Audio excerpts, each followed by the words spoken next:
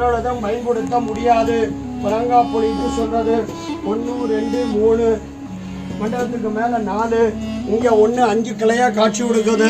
இதில் தான் நம்மாழ்வார் 13 நாள் குழந்தை, 16 ஆண்டுகள் தவறுந்து 36 ஆண்டுகள் வாழ்ந்த காலம் குழந்தையா உள்ளே போனவர் தான். புளிய மரத்துக்கு மண்டபத்துக்கு